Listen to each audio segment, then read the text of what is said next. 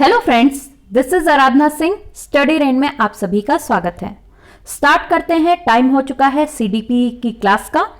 आज जो टॉपिक हम डिस्कस करेंगे वो है समावेशी शिक्षा, इंक्लूसिव एजुकेशन। ये जो टॉपिक है वो सारे ही टीचिंग रिलेटेड एग्जाम्स के लिए इंपॉर्टेंट है, इक्वली काम करने वाला है। तो चलिए कॉन्सेप्ट को समझ लेते हैं, स्टार्ट करते हैं। सबसे पहले दिमाग में आता है समावेशी शिक्षा होती क्या है। समावेशी शिक्षा या इंक्लूसिव एजुकेशन वह शिक्षा होती है जिसके अंतर्गत विशिष्ट क्षमता वाले बालक, चिल्ड्रन विथ स्पेशल एबिलिटी, जैसे कि मंदबुद्धि, कम अपाहिज बालक, विकलांग बालकों को सामान्य बालकों के साथ एक ही विद्यालय में, एक ही कक्षा में एक साथ शिक्षा प्रदान की जाए। फ्रेंड्स, समावेशी शिक्षा एक ऐसी शिक्षा है जिसमें कि डिफरेंस नहीं किया जाता। जैसे कि एक कोटेशन होती है, segregation is against the law of nature. जो अलगाव है, जो आप भेद कर रहे हैं, वो प्रकृति के नियम के खिलाफ है, उसके विरुद्ध है। तो होता क्या है, जैसे कि आप एग्जांपल ले लीजिए, एग्जांपल से समझ लीजिए। जो सन रेज हैं, सूरज की किरणें हैं, वो आपके ऊपर भी इक्वली पड़ती हैं।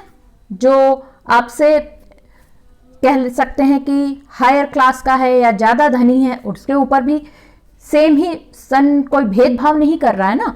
और जो आपसे कम इकोनॉमिकली स्ट्रांग है, उनके भी सेम ही रेज अपनी दे रही है। इवन जो धरती का कोना कोना है, अपने सूरज की किरणें वो पहुंच रही हैं वहां पर, और अच्छे से डिस्ट्रीब्यूटेड होती हैं इक्वली, उसमें कोई भेदभाव नहीं होता है। तो सेम तरीके से जो बच्चे हैं वो चाहे विशिष्ट क्षमता वाले हों, जैसे कि मंदबुद्धि हो, या अपाहिज तो हो लेकिन कम अपाहिज हो, विकलांग हो, इन सब को क्या किया जाता है, जो सामान्य बालक हैं, जो नॉर्मल चिल्ड्रन हैं, उनके साथ एक ही विद्यालय में, एक ही कक्षा में एक साथ एजुकेशन दी जाती है इंक्लूसिव एजुकेशन में। इनका डिफरेंस कहां पर आता है? डिफरेंस आता है कल्चर के लेवल पर, जेंडर के लेवल पर। उनकी भाषा अलग हो सकती है, जो उनकी मानसिक क्षमताएं हैं, मेंटल एबिलिटीज हैं, वो डिफरेंस हो सकती हैं, उनकी रुचियां अलग हो सकती हैं। तो ये सब सारी चीजें उनमें भेद आ सकता है। लेकिन जो इंक्लूसिव एजुकेशन है वो क्या कहती है कि हमें इन सारी जो डिफरेंसेस हैं, भिन्नताएं हैं, उनको ना सोचते हुए उन बच्चों को एक ही साथ, एक ही कक्षा में एक जैसी एजुकेशन देनी चाहिए।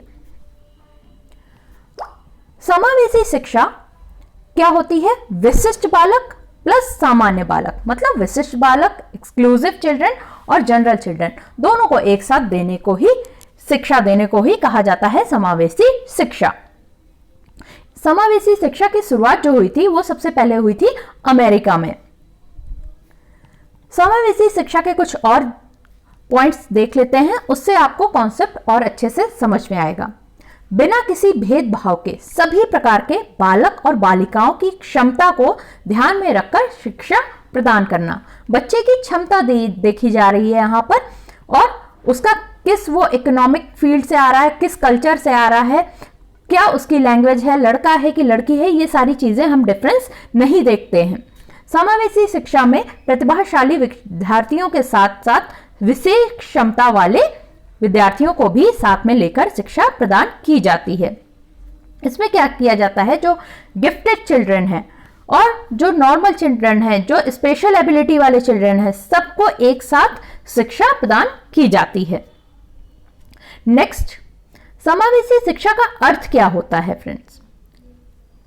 समावेशी शिक्षा के अंतर्गत मंदबुद्धि या फिर शारीरिक रूप से जो दिव्यांग छात्र हैं एवं छात्राएं हैं, उनको उनकी बुद्धि के आधार पर शिक्षा प्रदान करने का प्रयास किया जाता है, क्योंकि इस शिक्षा में समाज के सभी वर्ग से आने वाले और विभिन्न क्षमताओं के विद्यार्थियों को सम्मिलित करके शिक्षा प्रदान की जाती है। इसीलिए इसे समावेशी शिक्षा की संज्ञा दी जाती है। समावेश मतलब सबको समाहित कर लेना, सबको एक साथ रखकर पढ़ाई कराना, शिक्षा देना। समावेशी शिक्षा की परिभाषा या समावेशी शिक्षा प्रणाली क्या है, अलग अलग मनोवैज्ञानिकों ने अलग अलग अपनी परिभाषा दी है। चलिए देखते हैं, उसे भी देख लेते हैं, क्योंकि जो हमारा यूपी टेट का एग्जाम है उसमें डायरेक्टली रखा जाता है, कोई कोटेशन दे दी जाती है और उसके किस मनोवैज्ञानिक ने क्या कहा, ये सारी चीजें आती हैं। तो ये सारी चीजें भी हमें देखना जरूरी हो जाता है। यर्सेल ने क्या कहा है, समावेशी शिक्षा की सहायता से सभी विद्यार्थी योग्यता, लिंग, जाति, भाषा, बुद्धि, सामाजिक व आर्थिक स्थिति, विकलांगता आदि स्थितियों के किसी भी प्रकार के नकारात्मक प्रभाव के बिना पूरे आत्मविश्वास के साथ शिक्षा ग्रहण करते हैं।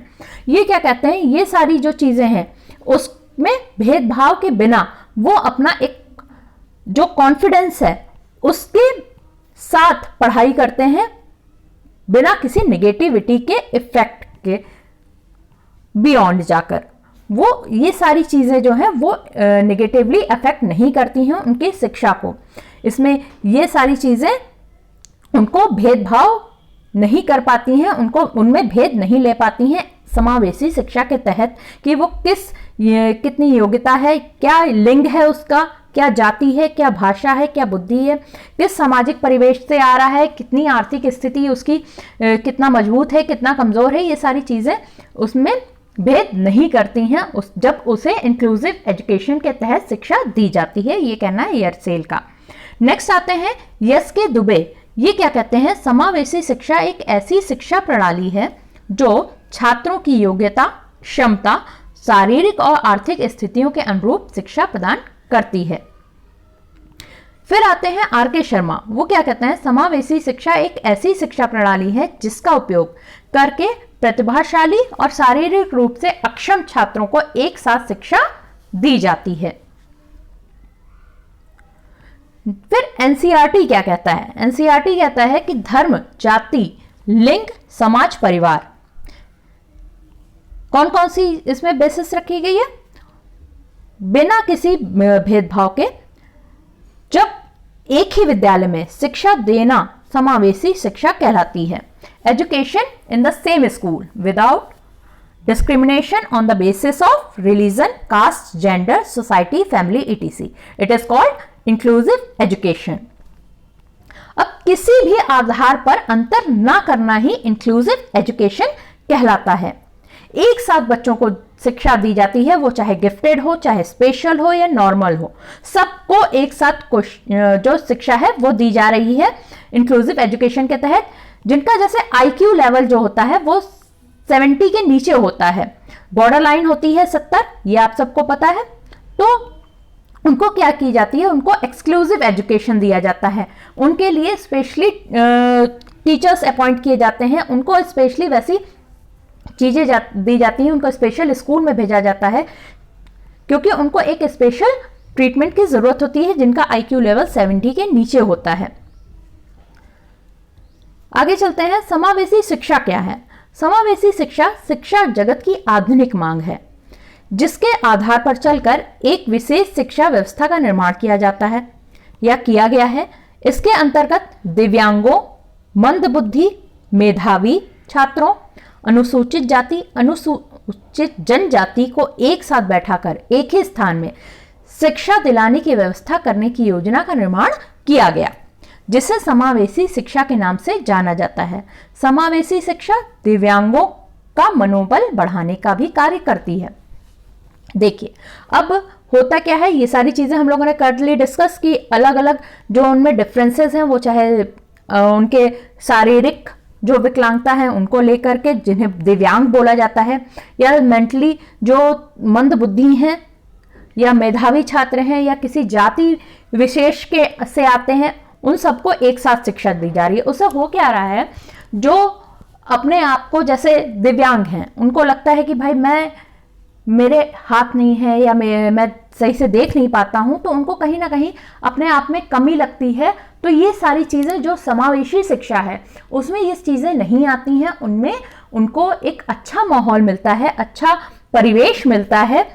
तो उसमें होता क्या है, उनमें एक अच्छा आत्मविश्वास आता है, उनका जो मनोबल है वो बढ़ता है। तो ये एक पॉजिटिव चीज होती है उनके लिए। समावेशी शिक्षा की विशेषता, लोकतंत्र की भावनाओं को समर्थन करता है और उस आधार पर छात्रों को शिक्षा प्रदान करने का कार्य करता है। उसमें लगता है कि सब इक्वल हैं, इसलिए डिस्क्रिमिनेशन नहीं होता। लोकतंत्र की भावना बच्चों में बिल्ड होती है। छात्रों की संख्या सीमित कर 20 से 25 तक रखी जाती है एवं छात्रों के शिक्षण हेतु विशिष्ट प्रशिक्षण वाले अध्यापकों को नियुक्त किया जाता है। इसमें क्या किया जाता है, 20 से 25 ही छात्र एक क्लास में रखे जाते हैं और जो टीचर्स होते हैं एक अच्छी ट्रेंड टीचर्स होते हैं, स्पेशल ट्रेंड टीचर्स होते हैं, उन्हीं को अपॉइंट किया जाता है बच्चों को पढ़ाने के लिए। छात्र नवीन अनुभव ग्रहण करते हैं जिससे उनके आत्मविश्वास में वृद्धि होती है। अब देखिए तरह तरह के भाई अलग अलग लैंग्वेज के उसमें आ रहे हैं, बच्चे आ रहे हैं, कल्चर से आ रहे हैं, जेंडर के आ रहे हैं, मेंटल एबिलिटीज के आ रहे हैं, डिफरेंसेस उनमें है, लेकिन वो जब एक साथ पढ़ रहे हैं, इंटरेस्ट उनका अलग अलग है, तो जब वो एक साथ पढ़ रहे हैं तो कोई बच्चा किसी चीज़ में अच्छा है, कोई बच्चा किसी चीज़ में अच्छा है, तो वो जब एक साथ पढ़ते हैं, एक साथ रहते हैं, आपस में एक दूसरे के विचार शेयर करते हैं, तो उनमें अलग तरह का आत्मविश्वास की वृद्धि होती है। समावेशी विद्यालयों का समय के साथ साथ निरीक्षण भी किया जाता है। समावेशी कक्षाओं में दिव्यांगों की सुविधा का पूरा ध्यान रखा जाता है, जैसे उनके आने जाने, खाने पीने की पूर्ण व्यवस्था करी जाती है। जैसे कि जो बच्चे दिव्यांग होते हैं, मान लीजिए चल नहीं पा रहे हैं, व्हील चेयर से जाते हैं, तो वहां पर उनके हिसाब से स्लोपिंग जो वे होता है वो बनाया जाता है, प्लेटफॉर्म टाइप का जो होता है, स्लोपिंग ढलान वाले वो बनाए जाते हैं। अब जैसे सीढ़ियां अगर बना दी गई तो वो अपने नहीं जा पाएंगे, वो चाहे व्हील चेयर हो, चाहे उनका जो बैसाखी होती है उससे भी नहीं जा पाएंगे, उनको दिक्कत होगी। तो समावेशी जो विद्यालय होते हैं उनमें उनकी उस नीड को भी ध्यान रखा जाता है। तो ऐसे ही काफ़ी चीज़ें की जाती हैं ताकि उनको उनका जो आना जाना हो, उनको जब विद्यालय में कहीं चलना फिरना हो तो उनमें दिक्कत ना हो, उनके जो खाने पीने की व्यवस्था है वो भी उसी हिसाब से की जाती है, उनके वो नीड्स का ध्यान रखा जाता है। उनके आत्मविश्वास में वृद्धि हेतु उनके मनोबल में सुधार लाने का निरंतर प्रयत्न किया जाता है। कुछ ऐसी एक्टिविटीज करी जाती हैं, कुछ ऐसी करिकुलम की रखा जाता है जिससे बच्चों में आत्मविश्वास की वृद्धि होती है, उनका मनोबल और अच्छा होता है, ऊंचा होता है। भारतीय शिक्षा की गुणवत्ता में सुधार हेतु समावेशी शिक्षा को अपनाना एवं इसके क्षेत्र का विस्तार करना अति आवश्यक है। समावेशी शिक्षा की आवश्यकता बहुत ही ज्यादा है अपने सोसाइटी को, अपने देश को। इससे क्या होता है, गुणवत्ता में सुधार होता है शिक्षा की, और इसका जो इंक्लूसिव एजुकेशन का क्षेत्र है बहुत ज़्यादा विस्तार करना ज़रूरी है। यह लोकतंत्र को मजबूती प्रदान करने का कार्य करती है।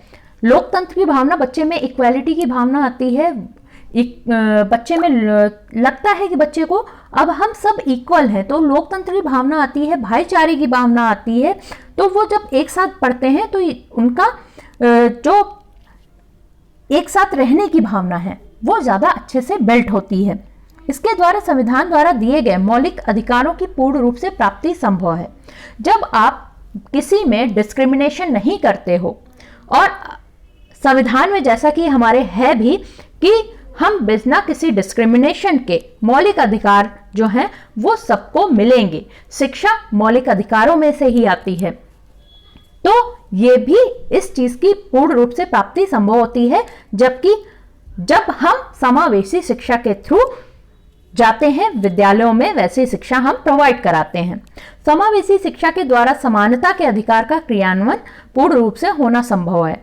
समावेशी शिक्षा खुद ही कहती है कि डिस्क्रिमिनेशन नहीं होना है, भेदभाव नहीं होना है, सब समान रूप से शिक्षा ग्रहण करेंगे समावेशी विद्यालय में, तो वो समानता का भाव आता है, उसमें समानता के अधिकार की भी प्राप्ति होती है।